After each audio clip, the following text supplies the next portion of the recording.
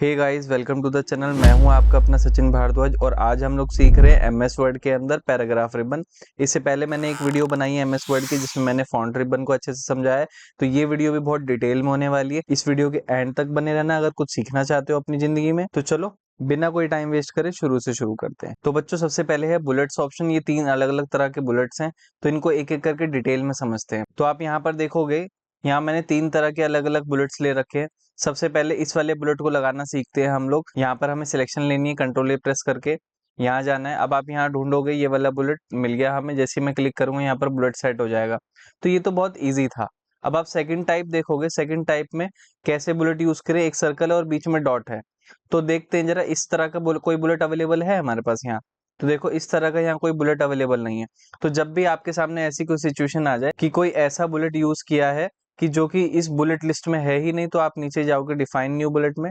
Define new bullet में जाने के बाद आपको सिंबल में जाना है। सिंबल में जाने के बाद आपको यहाँ देखो वैरायटी ऑफ बुलेट्स मिलेंगे। तो मेरे ख्याल से ये वाला बुलेट था हमारा, और मैं जैसे ही क्लिक करके ओके करूंगा तो आप देखोगे यहाँ पर बुलेट आ जाएगा। फिर उसके बाद थर्ड टाइप आप देखोगे बुलेट की, तो यहाँ पर मैंने लोगो लगा रखा है। तो आप बुलेट्स के अंदर लोगो कैसे लगा सकते हो, तो सेम इसी ऑप्शन में जाना है, डिफाइन न्यू बुलेट में जाना है एंड देन पिक्चर। पिक्चर में जाने के बाद आपको यहाँ से ब्राउज करना पड़ेगा अपने पीसी के अंदर। जैसे ही क्लिक करोगे ये ऑप्शन खुल जाएगी। अब मेरी ये वाली इमेज बीटीआई टेस्ट पेपर नाम के फोल्डर में क्लिक करा, इंसर्ट एंड देन ओके।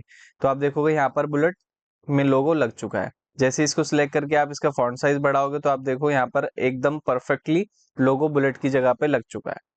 तो इतना समझ आ गया आप लोगों को। तो चलो अब आगे सेकंड टाइप समझते हैं। अब सेकंड टाइप में आप देखोगे मैंने यहाँ पर 2 तरह के बुलेट्स का यूज किया हुआ है। तो यहाँ पर न्यूमेरिक बुलेट है, यहाँ पर पॉइंटेड बुलेट है। अब इसको कैसे सेट करना है, तो सेम बिल्कुल ऐसा ही है। कंट्रोल ए करके सिलेक्ट कर लो, सेकंड वाले में आ जाओ और यहाँ पर काउंटिंग्स को ले लो, ये 1 2 3। अब जैसे ही आप इस पैरा के एंड में आएंगे, जैसे ही एंटर करेंगे यहाँ पर सेकंड आ जाएगा। बस आपको यहाँ पर टैप प्रेस करना है। तो जैसे ही टैप प्रेस करोगे आप देखोगे यहाँ पर पॉइंटेड बुलेट आ गया, पर वो सेम नहीं दिख रहा। तो इस पे क्लिक करके मैं यहाँ जा करके ऑल्टर कर सकता हूँ। जैसे ही क्लिक करूंगा तो देखोगे यहाँ पर ये सेम हो गया। ठीक है, समझ आ गया। तो हमने सेकंड टाइप भी कवर कर लिया। फिर है उसके बाद थर्ड टाइप ऑफ बुलेट्स। अब थर्ड टाइप ऑफ बुलेट्स में बच्चों यहाँ देखोगे, यहाँ सेक्शन लिखा हुआ है, section 1 and then first second third fourth. तो चलो इसको सेट करना सीखते हैं फटाफट से। तो बच्चे इसको सेट करने के लिए क्या करेंगे, हम पहले तो सिलेक्ट ऑल कर लेंगे, यहीं पर चले जाएंगे, यहाँ पर जाकर के मैं काउंटिंग ले लूंगा। अब यहाँ पर मुझे सेक्शन टाइप करना है, तो मैं यहाँ पर जाकर के डिफाइन न्यू नंबर फॉर्मेट में जाऊंगा।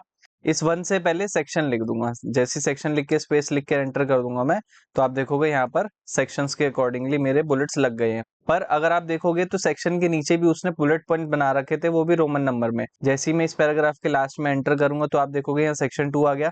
आपको टैब दबाना है, यहाँ पर ए आ जाएगा। जैसे ए पे क्लिक करके आप इसको ऑल्टर करने जाएंगे रोमन नंबर में, तो आप देखोगे ये फिर से चेंज हो गया। ऐसे ही मेरे को सेकंड में भी रोमन नंबर लिखना, तो जैसे ही मैं एंटर करके टैब प्रेस करूंगा तो आप देखोगे यहाँ पर अब रोमन नंबर लग गए हैं। समझ आ गया ना आप लोगों को। दोनों तीनों तरह के बुलेट मैंने आप लोगों को बहुत अच्छे से समझा दिया। अब थर्ड टाइप देखते हैं। अब थर्ड टाइप में आप देख रहे हो यहाँ पर कि ये मैंने क्वेश्चन पेपर बना रखा है एक तरीके से। अब यहाँ पर मैंने लिखा है Q1 Q2 Q3 Q4। तो आप लोग भी अपने असाइनमेंट्स वगैरह बनाते होगे जिसमें एक कॉमन नाम के बुलेट्स की जरूरत होती है। तो ये कैसे बनाते हैं, तो बच्चों फिर से कंट्रोल करके सिलेक्ट कर लूंगा, मैं यहाँ पर आ जाऊंगा और यहाँ पर यही काउंटिंग ले लूंगा। काउंटिंग लेने के बाद फिर से डिफाइन न्यू नंबर फॉर्मेट, इस 1 से पहले मैं लिख दूंगा Q और ओके। तो आप देखोगे यहाँ पर क्वेश्चन नंबर 5 तक आ गए। अब मैं जैसे ही एंटर करूंगा ना तो Q6 आ जाएगा, Q7 Q8। तो देखो हमने बुलेट बनाना सीख लिया कस्टमाइज। ठीक है, अब आपको ये 2 ऑप्शन समझ आ गई। इस थर्ड ऑप्शन को और सीख लेते हैं। अब इस थर्ड ऑप्शन में पहले से ही हमें कस्टमाइज बुलेट्स गिवन है, तो मैं फिर से सेलेक्ट कर लूंगा, यहाँ जाऊंगा, इनमें से कोई भी एक चूज कर लूंगा। जैसे मैंने ये चूज कर लिया। जैसे मैं इस पैरा के लास्ट में आऊंगा और एंटर करूंगा तो आप देखोगे यहाँ 2 आ गया। तो जैसे ही मैं टैब दबाऊंगा तो देखो 1.1, ऐसे इसके सब बुलेट पॉइंट्स बन गए। और मैं फिर से एंटर करके टैब प्रेस करूंगा ना तो देखो इस पॉइंट के भी एक और फर्दर पॉइंट बन गए। ठीक है, अब मेरे को फिर से वापस बाहर आना है, मतलब उसी पॉइंट में बाहर आना है। तो मैं उतनी ही बार एंटर प्रेस करूंगा जितनी बार मैंने टैब प्रेस किया था। तो 1 2 3 टाइम्स, और इस पैरा को ऊपर लाना है, देन डिलीट। तो देखा आप लोगों ने, हमने कितनी आसानी से इन बुलेट पॉइंट्स को सीख लिया। अब उसके बाद अब हम इन अलाइनमेंट्स को सीखते हैं। ये 3 तरह की अलाइनमेंट होती है बच्चों। इसको बोलते हैं लेफ्ट अलाइनमेंट, इसको बोलते हैं सेंटर अलाइनमेंट, इसको राइट अलाइनमेंट, और इसको बोलते हैं जस्टिफाई। तो चलो एक एक करके इनको सीखते हैं। तो पहले मैं कंट्रोल ए से सिलेक्ट कर लूंगा। तो जैसे ही बच्चों मैं कंट्रोल आर प्रेस करूंगा ये राइट अलाइनमेंट में लग जाएगा। जैसे ही मैं कंट्रोल ई प्रेस करूंगा ये सेंटर अलाइनमेंट में लग जाएगा, और जैसे ही मैं कंट्रोल एल प्रेस करूंगा ये लेफ्ट अलाइनमेंट में लग जाएगा। तो हमने तीनों अलाइनमेंट की शॉर्टकट की समझ ली। अब उसके बाद समझते हैं जस्टिफाई को।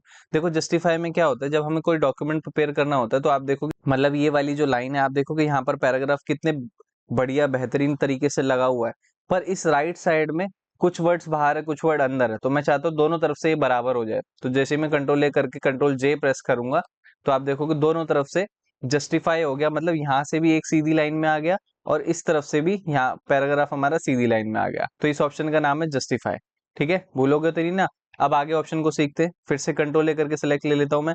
अब इस ऑप्शन का नाम है लाइन स्पेसिंग। जैसे मैं क्लिक करूंगा तो आप देखोगे हर एक लाइन के बीच में स्पेस बढ़ जाएगा। अब उसके बाद यहाँ पर ऑप्शन देखोगे आप तो लिखा हुआ है ऐड स्पेस बिफोर पैराग्राफ। जैसे मैं क्लिक करूंगा तो पैराग्राफ्स के बीच में जो स्पेस वो बढ़ जाएगा, लाइन के स्पेस नहीं बढ़ा, पैराग्राफ के बीच का स्पेस बढ़ गया। उसके बाद ये है फिल ऑप्शन। जैसे मैं क्लिक करूंगा तो आप देखोगे यहाँ पर मेरा जो टेक्स्ट है उसके ऊपर कलर फिल हो जाएगा, और उसी के साइड में यहाँ पर है टेबल टूल। तो जैसे ही मैं ऑल बॉर्डर करूंगा तो एक मेरा पैराग्राफ पूरा टेबल के अंदर अच्छे से कलर होकर आ जाएगा। अब आपको ये टेबल हटानी है तो क्या करेंगे, यहीं जा करके नो बॉर्डर कर देंगे। तो जैसे ही नो बॉर्डर करोगे बिल्कुल हट जाएगा।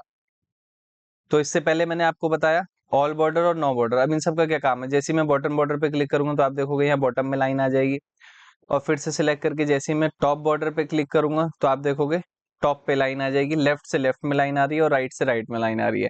और ऑल बॉर्डर तो मैंने सिखा ही दिया है, समझ गए। आउटसाइड बॉर्डर करोगे तो बाहर आउटलाइन बन जाएगी, मतलब जब मैं पूरा पैराग्राफ सिलेक्ट कर लूंगा तो यहाँ जाके आउटसाइड बॉर्डर डालूंगा तो आप देखोगे अंदर लाइन नहीं आएगी, सिर्फ एक बाहर आउटसाइड एक बॉर्डर बन जाएगा। ठीक है, इतने समझ आ गया। और बॉर्डर नहीं चाहिए तो नो बॉर्डर। ठीक है, नीचे वाली ऑप्शन आप एक बार खुद से भी ट्राई कर सकते हो, ये ज्यादा इतनी डिफिकल्ट नहीं है। अब उसके बाद बच्चों ये दोनों ऑप्शन किस लिए, अब ये भी है अलाइनमेंट के लिए ऑप्शन। आपने अभी समझा कि ये जो लेफ्ट मिडल राइट अलाइनमेंट है ये तो एक स्पेसिफाइड स्पेस के अंदर चलती है। मान लीजिए मुझे इस पैराग्राफ को थोड़ा सा यहाँ से खिसकाना है, तो जैसे ही मैं यहाँ पर करूंगा इंक्रीज इंडेंट तो आप देखोगे यहाँ पर एक स्पेसिंग बनाता हुआ चलेगा, और मेरे को ये स्पेसिंग कम करनी है तो मैं लेफ्ट वाली की का यूज करूंगा। समझ आ गया। फिर उसके बाद है सॉर्ट। इस सॉर्ट का क्या काम, मान लो मैं यहाँ पर कुछ रैंडम नंबर्स डाल देता हूँ। अब इन नंबर्स को मेरे को असेंडिंग और डिसेंडिंग ऑर्डर में मेरे को अरेंज करना है, तो मैं सिलेक्शन लूंगा। सिलेक्शन लेने के बाद आपको जाना है सॉर्ट में, आपको यहाँ पर चूज करना है number and ascending order and then okay. तो आप देखोगे ये नंबर असेंडिंग ऑर्डर में लग जाएंगे। सेम क्लिक करूंगा डिसेंडिंग और ओके करूंगा तो ये नंबर डिसेंडिंग ऑर्डर में लग जाएंगे।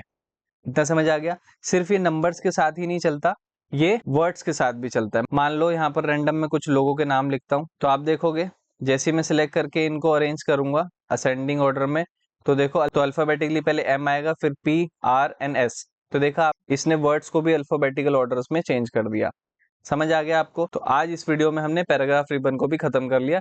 नेक्स्ट वीडियो में हम लोग बाकी के होम टैब को कवर कर लेंगे। तो चलो दोस्तों, अगर आपको इस वीडियो से कोई वैल्यू मिली हो और कुछ नई चीज सीखने को मिली हो तो इस वीडियो को लाइक करना, चैनल को सब्सक्राइब करना और शेयर करना उन दोस्तों को जो कि बेसिक कंप्यूटर कोर्स सीखना चाहते हैं या MS वर्ड सीखना चाहते हैं। तो चलो बच्चों, मिलते हैं एक ब्रेक के बाद। Bye bye and take care.